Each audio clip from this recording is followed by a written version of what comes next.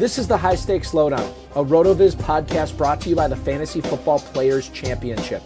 I'm Eric Balkman from the High Stakes Fantasy Football Hour and the FFPC. You can follow me on Twitter at Eric Balkman and the FFPC on Twitter at FFPC. Before we get into the show, I want to remind everyone that you can get a listeners-only 10% discount to RotoViz by using the code RVRadio2022. That's RVRADIO2022. Your subscription gives you unlimited access to all of the RotoViz content and tools, and it supports the podcast channel. Now, without further ado, here's the latest edition of the RotoViz High Stakes Lowdown.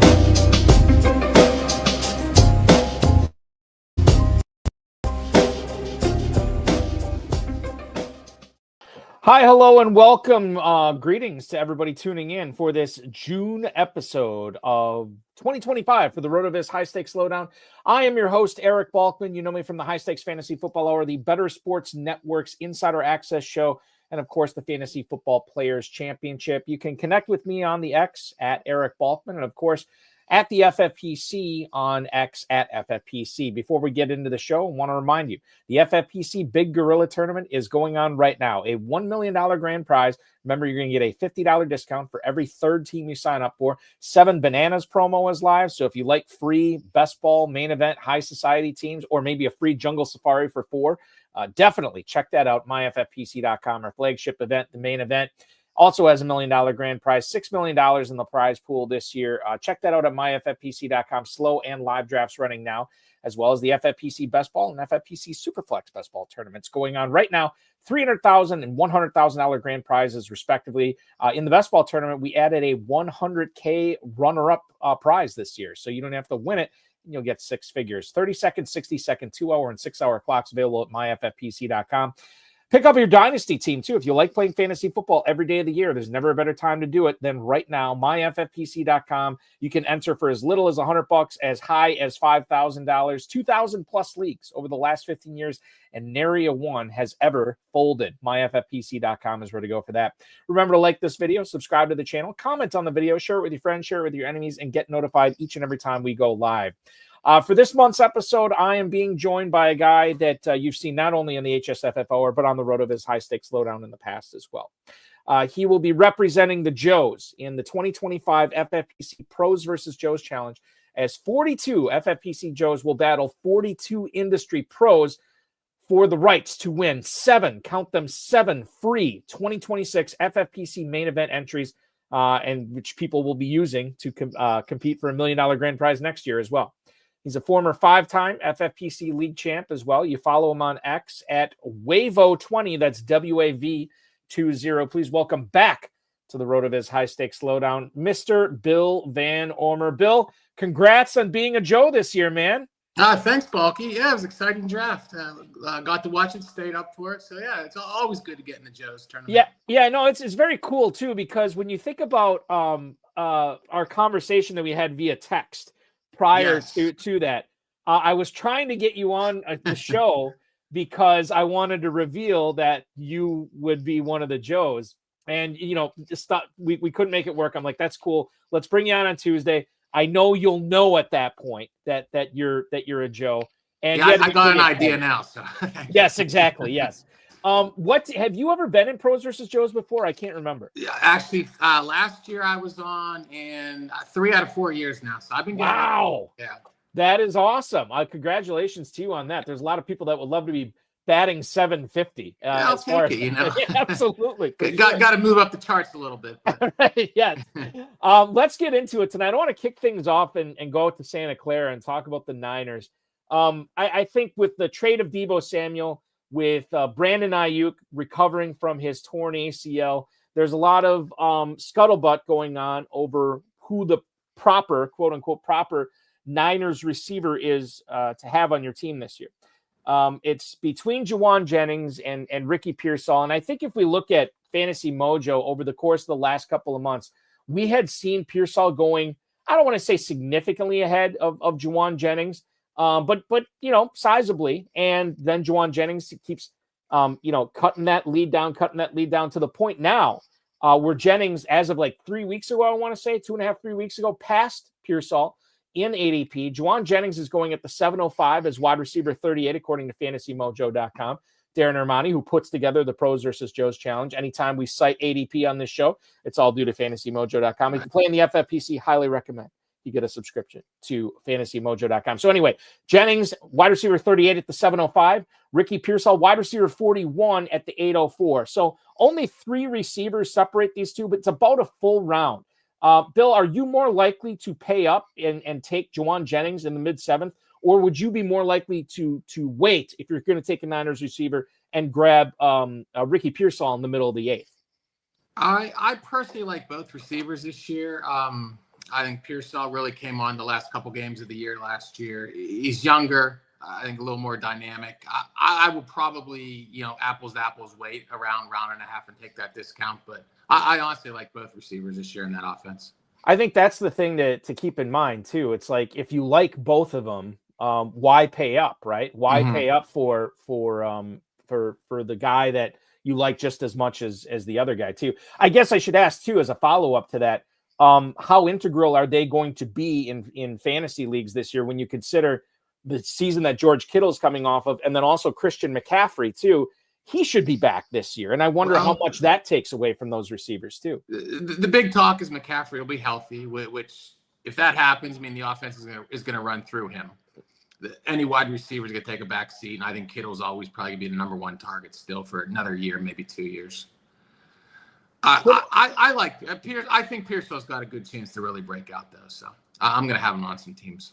Yeah, I think and I've been talking about this too, Bill, is how that Niners schedule, I think lines up really, really well this year for fantasy players. And I was talking with Farrell Elliott about this last night on the HSFF Hour. And he's like, well, Balky, who are these cupcakes that the Niners are playing? And I actually sat down because, everybody talks about how easy the schedule is for the Niners. And I actually sat down and I went through it. And I'm like, there are a lot of good fantasy matchups for the Niners this year. And, given that we're talking about a 7th round pick for Jennings, an 8th round pick for Pearsall, Kittle's like in the 3rd round, McCaffrey's like the 2nd round. Like, there's room if this schedule falls the right way, especially with Purdy too going late. All these guys could hit at their ADP. There might not be a bust among them this year. Absolutely. Especially in best ball, it's very easy to stack a team too. Yes, for sure. You can get Purdy late. You can get either one of those Niners. You can get Kittle early too, and get 3 of those guys in your team fairly easily if you put your mind to it. We're going to go from George Kittle to George Pickens now in Dallas from Pittsburgh. I look at, this is the every other year theory with Dak Prescott. This is an on year for him. It should be an on year for him. And I think, Bill, one of the things that works out nicely for the Cowboys and George Pickens and Dak Prescott this year, and quite frankly, CeeDee Lamb and Jake Ferguson, you look at what they did in free agency and in the draft with the running back position. Jaden Blue was the best they could do there. Now, they added Phil Maffa late in the 7th round, but, I mean, he's a 7th round pick, whatever. Free agency, they had Miles Sanders and Javonte Williams, and they let Rico Dowdle go. Aren't the Cowboys telling us that, look, we're going to throw the ball? They're going to throw the ball. Absolutely. And that's the thing. So they're telling us this. Should we be pretty aggressive in the way that we're drafting George Pickens this season? I love Pickens this year. I think you're taking him away from arguably maybe one of the worst run organizations in football with Mike Tomlin and the Steelers. Wow. Offensive. I'm from Pittsburgh. Okay.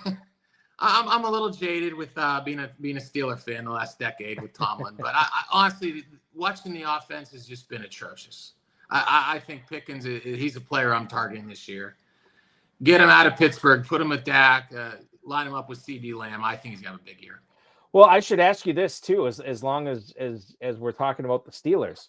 Aaron Rodgers is now going to be the starting quarterback for Pittsburgh, and no George Pickens. So you're looking at Metcalf, you're looking at Freiermuth, Roman Wilson, Calvin Austin, Jalen Warren, Caleb Johnson are there as well. What is that Steelers offense going to look like now that they have Aaron Rodgers under center? I think it's going to look a little different. I think Rodgers is going to do what he does and, take more of the offense on his shoulders and hopefully get away from the stale Arthur Smith offense. Watching it last year, it was handoff, pass, incomplete, bunt. I really think Rodgers is going to help that offense. I think one of the things you mentioned, Arthur Smith, I think one of the things that's going to be, I don't think fun's the right word. It's going to be interesting to watch this year with Pittsburgh is how do Arthur Smith and Aaron Rodgers coexist? That's the big question. They seem to have differing philosophies on how to run an NFL offense. And I know that Rodgers met with Smith in the offseason, and it sounded like it was very pleasant. About 2 months ago, yeah. Yeah. And it sounded like it was all everything's coup de la, but we saw that before too. Like when the L's start piling up or when it's not going your way. But I'll tell you what, another thing, Bill, too. I looked at Pittsburgh's schedule today. There's a lot of winnable games on that schedule as well. Yeah, there are. They're going to win 9-10 games, get the playoffs, rinse and repeat. Do you? They need to lose. They need to lose. They need to they need to rebuild the organization. I'm not looking at it objectively. I'm a Steeler fan, maybe an X fan, but just 10 years with Tomlin, I've had enough. I've had enough. You know, I've heard that sentiment from a lot of people, a lot of Steelers fans. I shouldn't say a lot, but a significant amount. It's starting to build. It really is. The thing is, it's like the guy finishes above 500 every year. He did win a Super Bowl as the head coach, Bill. Sometimes the grass isn't always greener on the other side. Give me grass, give me dirt, give me whatever you're going to throw at me, Bucky. I'll take it. All right, fair enough. Roman Wilson or Calvin Austin? Do you have an inkling on which one you'd rather have for fantasy this year?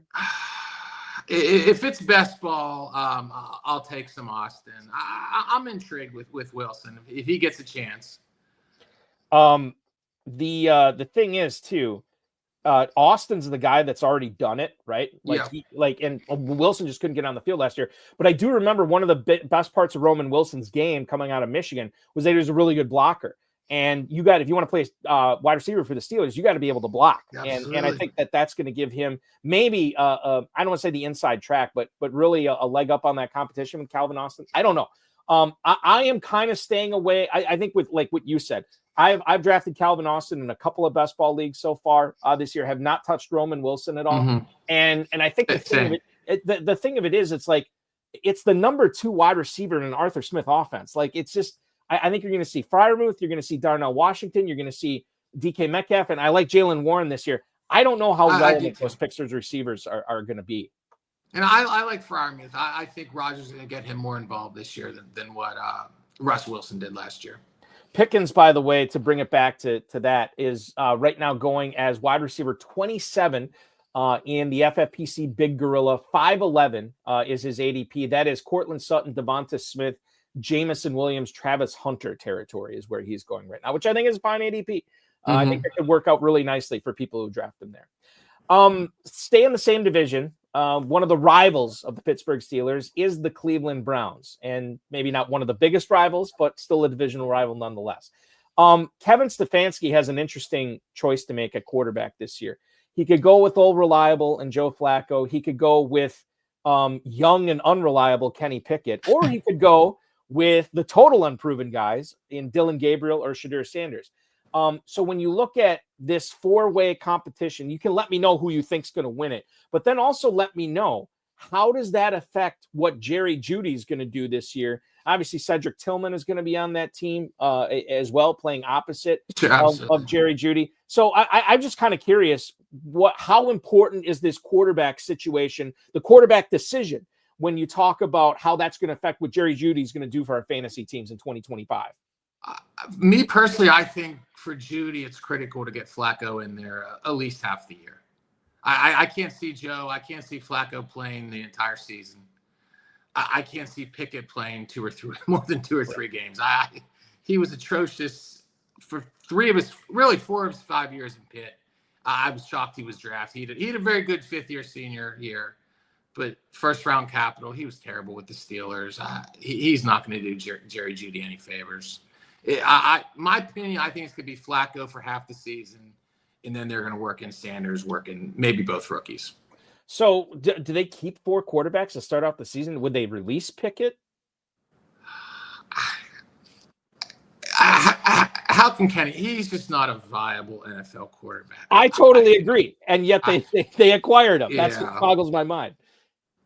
I mean, obviously, I don't think they were thinking of picking 2 quarterbacks in the draft, and I think Sanders was kind of forced on him by the owner. But Kenny Pickett's not going to be relevant in 2025. I totally agree. And if he is, he makes the rest of those Browns irrelevant. Yeah, absolutely does. Njoku and Judy and Tillman and all those guys. I think for stability, Flacco's going to start the season. Judy, I like Judy. I'm a Judy guy. I've always been a Judy guy. I think he can start the year off well with Flacco. Yeah, Jerry Judy is a player I've drafted in a couple of spots here. If we look at the ADP on him right now, he is going just below that all those receivers I just mentioned with Pickens.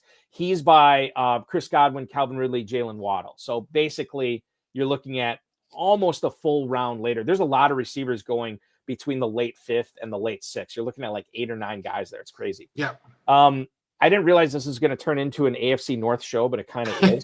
So we'll go to Baltimore from Cleveland now, Bill. Yes, let's continue. Derrick Henry, a guy that I have faded over and over and over again. It used to be because I didn't think he'd catch passes. Then it was because I thought his offense was bad. Then it was because I thought he was going to be part of a committee. Then it was because I didn't think he could keep doing it again. And now it's because he's old. And I've been wrong basically every single time. You'd think I learned my lesson by now, and I haven't. FFPC drafters have maybe those who have been burned by not having Henry are taking advantage of drafting him.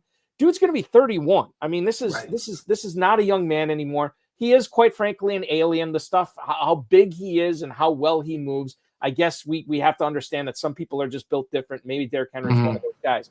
But when you talk about playing in the FFPC Main Event or the Big Gorilla, where you're trying to win $1 million, how comfortable are you staking your second-round pick, and in some cases maybe a first-round pick, late, like the 112, which he's gone as high as.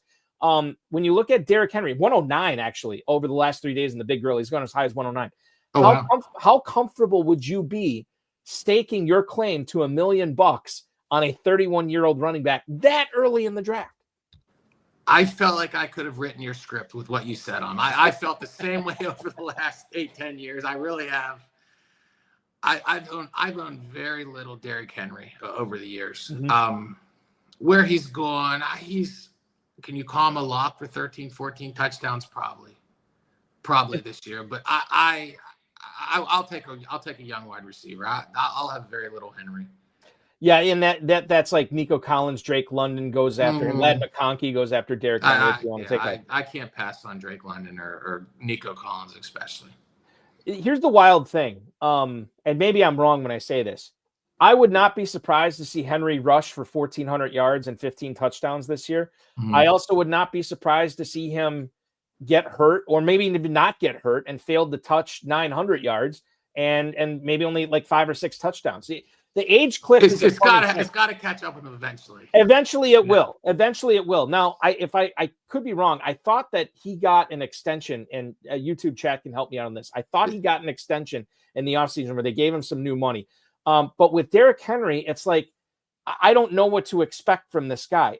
And because the age cliff, sometimes that's why they call it a cliff. It's not always the age slope. Like sometimes it is a cliff where it just all of a sudden happens. That could happen this year. And would any of us be surprised? Probably not. They have Keaton Mitchell. They have Justice Hill. I think they added another running back besides that, but there's no real difference maker, which leads me to think like, okay, Baltimore clearly is in a Super Bowl window. They have done little to nothing behind Henry at running back. They believe in him. Maybe I should believe in him too. And maybe that's the decision I'll have to make.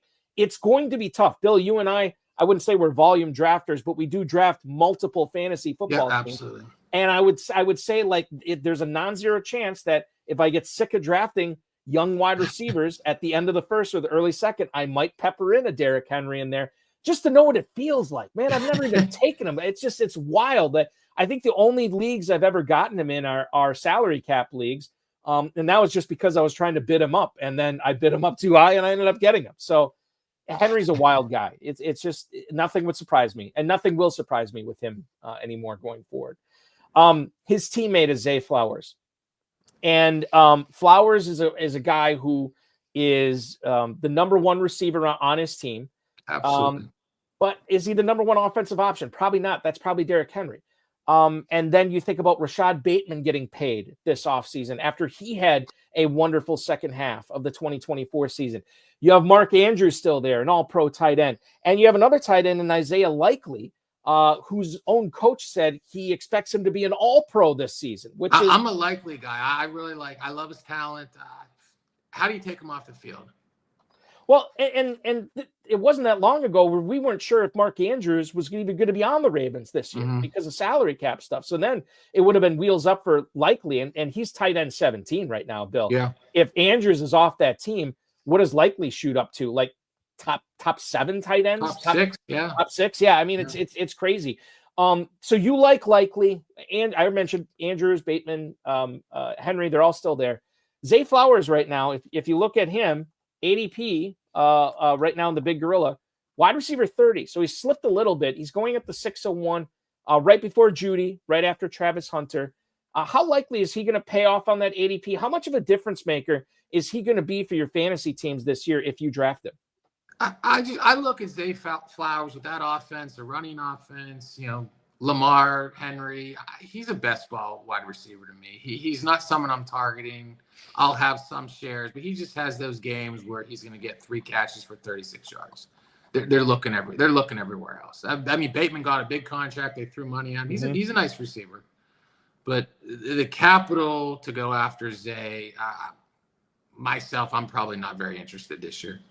It's funny. He had double-digit targets in the first 2 games last year for Baltimore, and then he only saw double-digit targets 2 other games the rest of the season. That was it. He had his spike weeks, 111, 132, 115, 127, 100 yards. You're right, but he had some clunkers. He looked good. He looked good early, just what you said. Yep. Yes. And it's just downhill.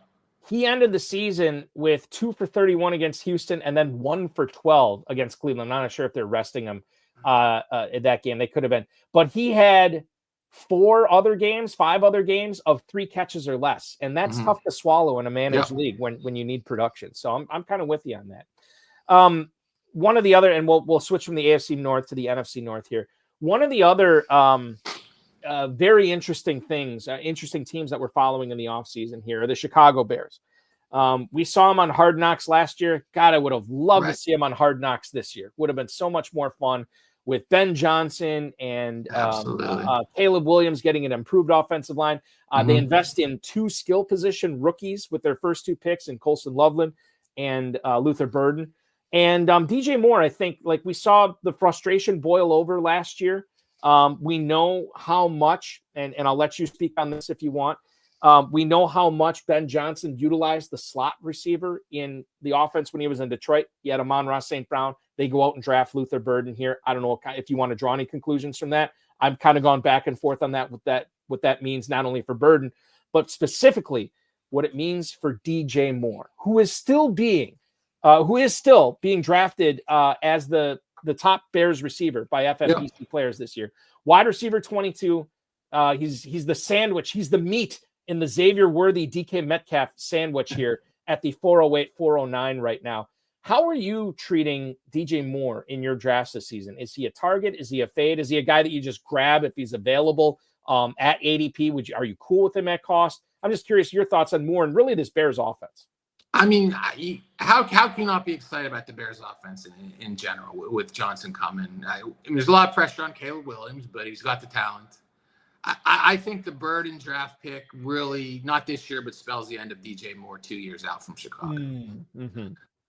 My strategy, I like Moore. I can't take it. I can't take him over DK Metcalf, who's just going to hog targets in Pittsburgh. You are more likely to then just fade Moore. I'm more likely to be less. Yeah, I'm going to be underweight on DJ Moore. There's so many mouths to feed there.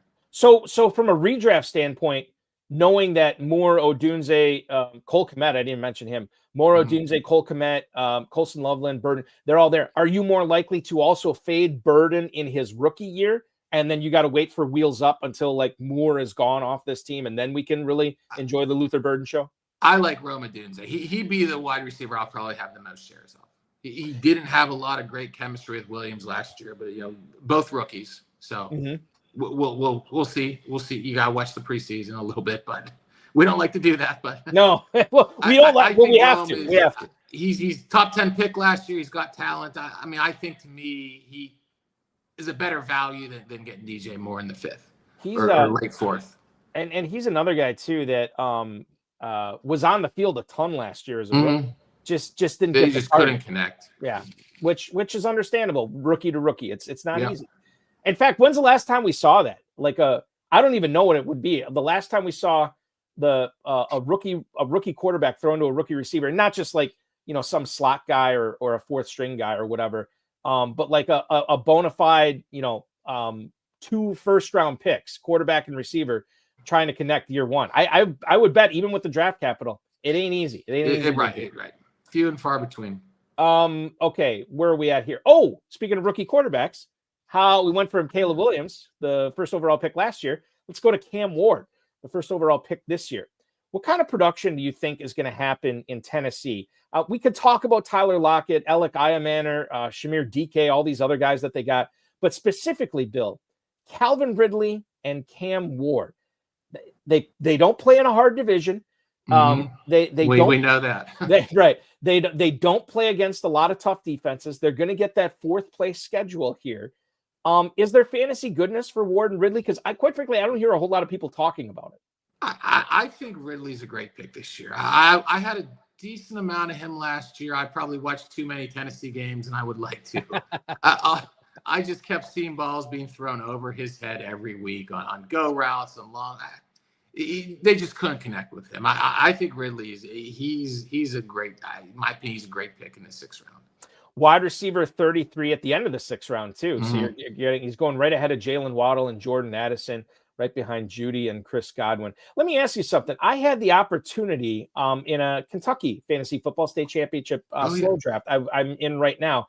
I had the opportunity. I was going to take a receiver. I passed up Calvin Ridley. I took Jordan Addison instead.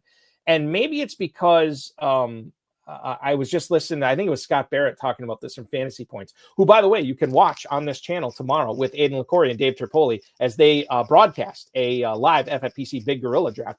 Shameless plug there. I think he was talking about this with Addison, that this guy is like top 12 all time in NFL history for most end zone targets in his first 2 seasons. Oh, that may really.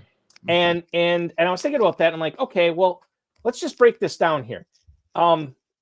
He is playing opposite Justin Jefferson, but it's not like Jefferson's been hurt or missed all this time where Addison becomes the go-to guy there. They've had Hawkinson there too, and yet they still look to Addison. Touchdowns, maybe not a sticky stat, but if the quarterback and the offense keeps getting designed to get Addison plays in the end zone, I'm interested. This is not a day 3 wide receiver. He is a 1st-round pick, and I think he gets overshadowed because of the Jefferson angle. And I'm a believer in J.J. McCarthy this year, Bill. I don't know how you feel about it, but I went with Addison there, and I feel okay about it. I like the Minnesota offense, even with a quasi-rookie at quarterback there. I like that one better. I think their offensive line is going to be improved. I like the Jordan Mason trade. I just think they score more points, and I want to have that action with Addison. Even though Ridley's the number 1 in Tennessee and Addison's the number 2 in Minnesota, I feel pretty good about that Addison pick. I don't know how you feel about it. I personally would have gone Ridley, just the number 1. And I think, Hawkinson was hurt coming back. What did he miss? 60% of the year last year. Mm-hmm. I mean, I see TJ taking a big step up in that offense overall.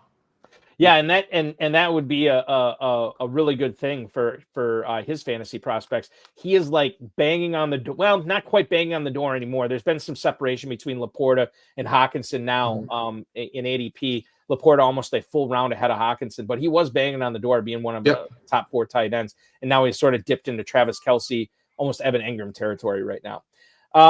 Rashee Rice, this is another, I would say it's been under talked about, but I think people are kind of catching up now and talking about it more now that we're getting more information that Rashee Rice is probably not going to be suspended for the 2025 season. Xavier Worthy was not a player I was buying into last year, Bill. I thought he was like more of a 9-route type guy. And quite frankly, he kind of was for a good portion of the season, but then Rice went down and the Chiefs needed more. They didn't have Hollywood Brown. They didn't have Rice. And Xavier Worthy stepped up, especially when you look at how he ended the regular season and in the playoffs. Dude was making plays all throughout the route tree. Absolutely. And he showed out to me much more than I expected from him, from a rookie too. I know he's a first-round pick, still a rookie. Rashee Rice was awesome last year when he was, for fantasy, when he was healthy. And now you get these two guys playing opposite each other, still with Travis Kelce.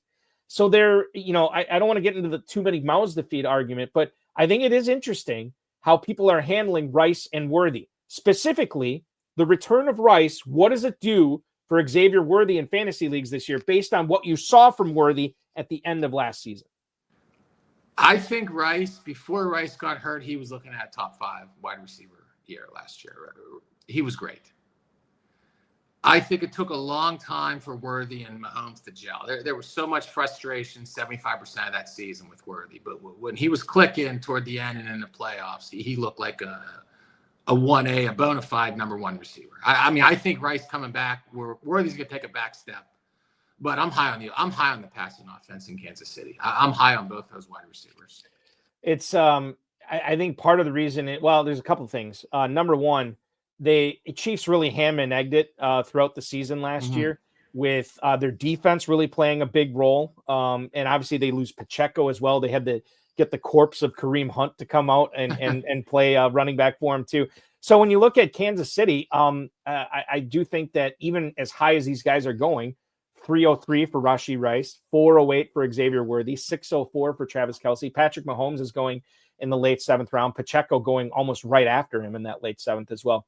I do think that there's value in that. I do think that as far as the Chiefs go, I don't think they have the type of record that they do. Like, here's my regression to the meat argument with the Chiefs.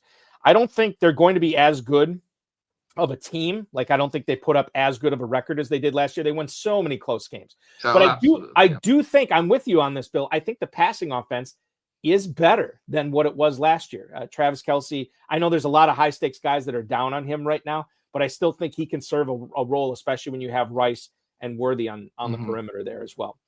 Sticking in that same division, this was a fun one too. RJ Harvey was a player that I think a lot of us were talking about prior to the NFL draft. And then everybody was talking about RJ Harvey after the NFL draft when the Broncos went up and they used a 2nd round pick on him. Sean Payton, very effusive in his praise of everything Harvey can do, be it catching the ball, playing all 3 downs, everything. And then we're very high on Harvey. Then J.K. Dobbins took a visit to the Broncos a couple of weeks ago. And a few days after that, he signed a deal with the Broncos. It is not a massive deal. But we saw what Dobbins was able to do when healthy last year in Los Angeles. So now that Dobbins is there, there's a couple of arguments here. There's the argument that Harvey's value is going to be a little bit neutered now because of Dobbins' presence there. There's also the argument that Harvey becomes even cheaper to buy in drafts because he is going to be slipping because of that perceived Dobbins problem that he is going to have as far as his fantasy prospects go. How should FFPC players handle drafting Harvey right now? And I'll give you the mojo on him right now. Running back 18 at the 502. Bill, okay, what's the best RJ Harvey advice you can give to the players out there? When I started drafting, he was going the 4th round. And I think it's natural he's going to slip. I'll take the discount. I can't get super worried over Dobbins.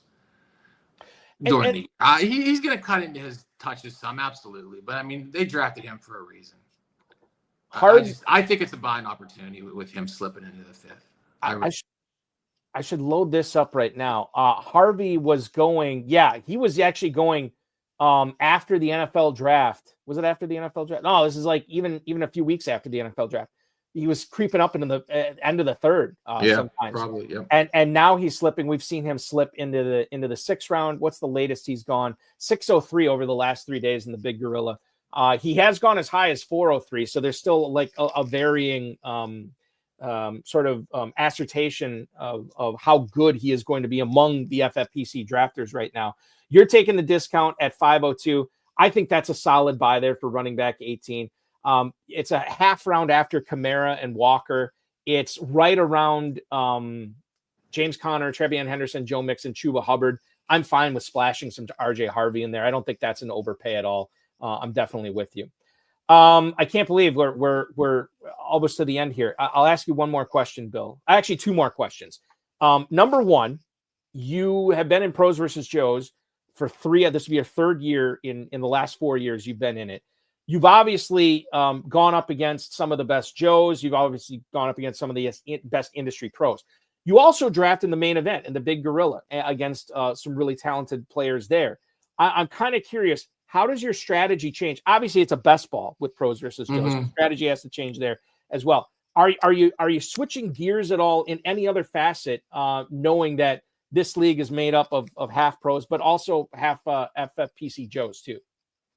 I mean, I think the pros versus Joes, when you get some of the pros who aren't familiar with the FFPC, I mean, tight ends tend to be all over the map. Mm-hmm. You can get good value on tight ends. I think my league last year, I finished 4th or 5th. I had James Cook. I was a little underweight on running backs. I think this year I'm going to get another running back higher if I can, if it works out. If not, we'll just deal with it. But right. I mean, who the hell knows? Right. Well, that's the thing. But you got to get your guys. I mean, I'm an aggressive drafter. When I get my guy, I'm not worried about ADP as much. So I'm looking at last year, and I'm trying to find the league that you were in, Bill. I know you kind of finished. I have because the great thing about Mojo is he has the overall standings like all time for this. So I'm guessing 5th. It could be worse. Well, you were basically middle of the pack. There's 84 teams. Yeah, there you go. In this, and then you were 44th overall. So you were probably somewhere in there in middle of the pack in your league too. But that's the other thing, Bill, too. It's like, here you were in the IPA league, and you were drafting 8th last year, right between Scott Connor and Derek Brown. Let's see if I can find your actual. I think I chased Garrett Wilson like I do every year early. Yeah, let's see here. So last year, let's find out where you finished. I know this is fantastic radio. So you were in, league riveting radio. So John Paulson, Javon King, John and Gordy. I'm not sure who that is. FFPC Joes, I'm sure. Davis Maddock, Michael Zuka, and that was it. So, and I'll say this too. So you finished 6th in your league, but I'll say this about your league, dude. The guy who won your league, Michael Zuka, finished 28th overall. So you ended up being one of the tougher, or am I looking at this wrong? I might be looking at this wrong. All right, I'm going to stop. I should have figured this out before the show. I'm going to stop. I'm trying to figure it out now. But my point is, first place gets the free main event. Second place gets nothing. Do you find yourself taking wilder swings rather than just trying to have a good team? You want to either have a great team or a horrible team? No, I think you got to be ultra aggressive. I mean, I'm betting the guy that had Barkley. I think Barkley went 11th or 12th or 13th in our league, ended up winning it. Mm-hmm. Yeah, which, I mean, sometimes that's how it goes. Yeah, exactly. Okay, final question here, Bill. If there's one player that you're trying to get on as many teams as possible this year, who would that be? And if there's one player that you're not going to have any shares of this year, what's the name of that player?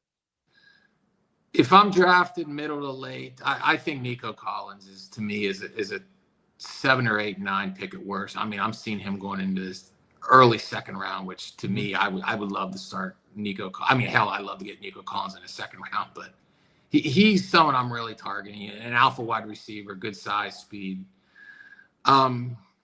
Fades. Henry. I mean, right. Henry. Yes.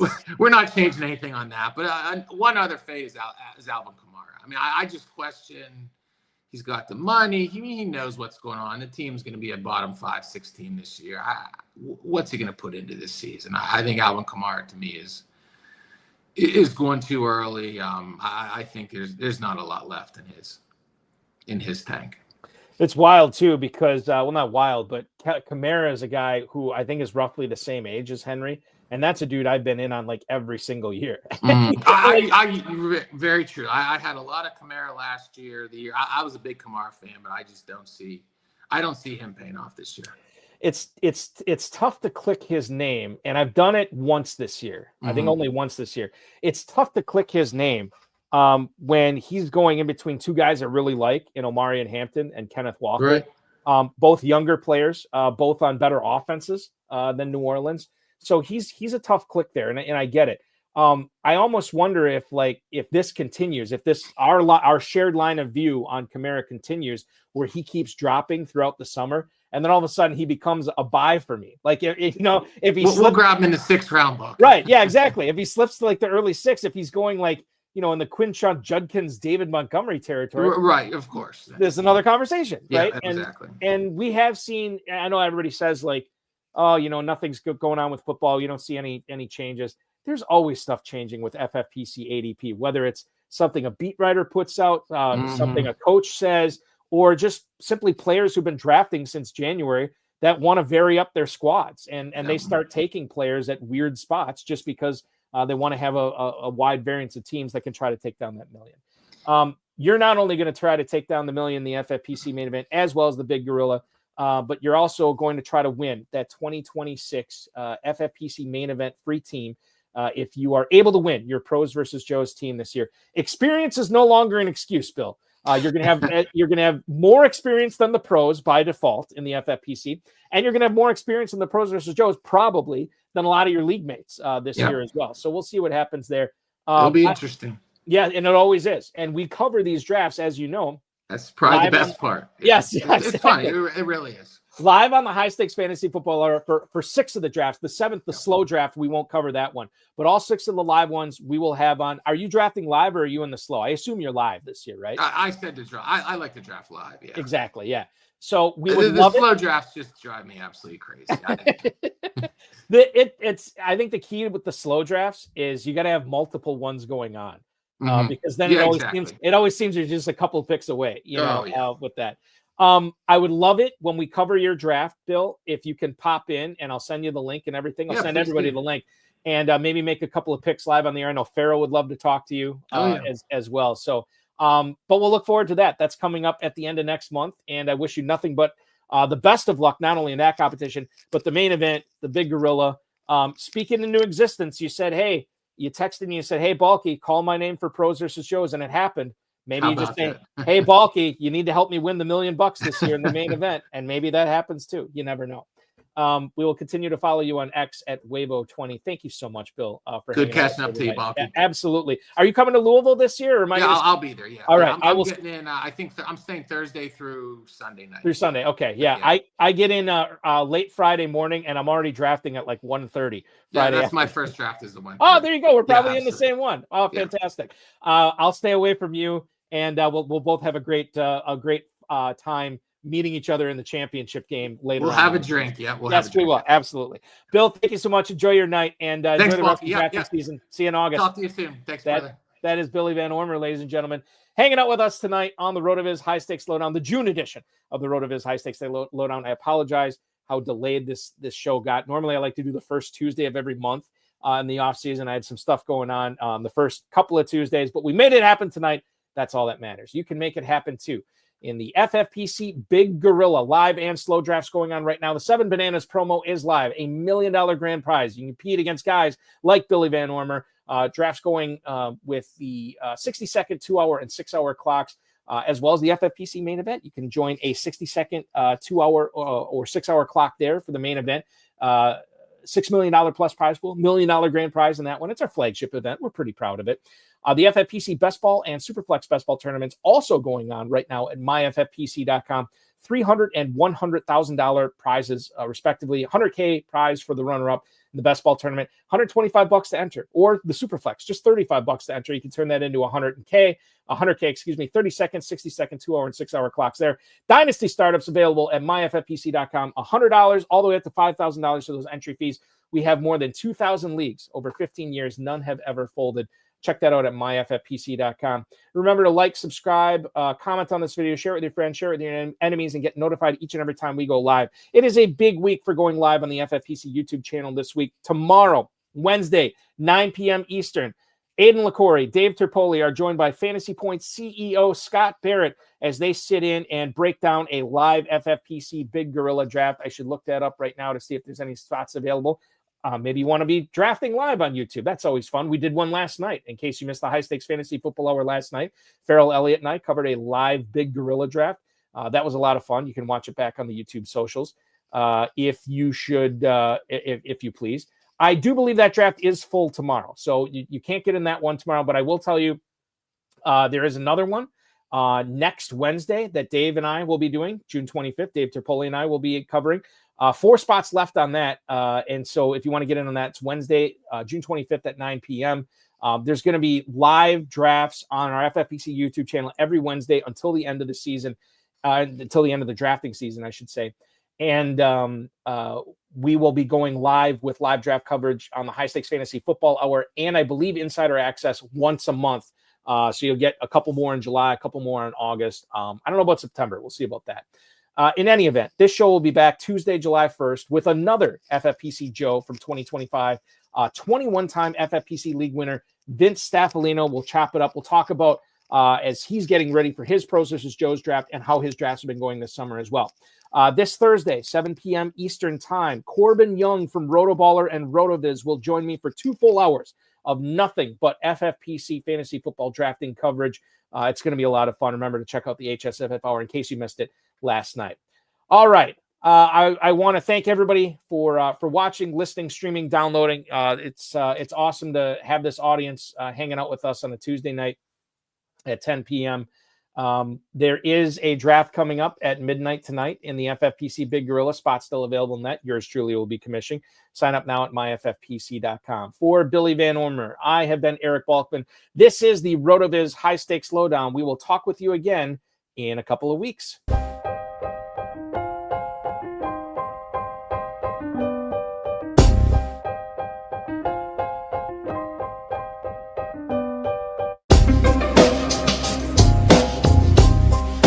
Thank you for listening to the High Stakes Lowdown, a RotoViz podcast brought to you by the Fantasy Football Players Championship.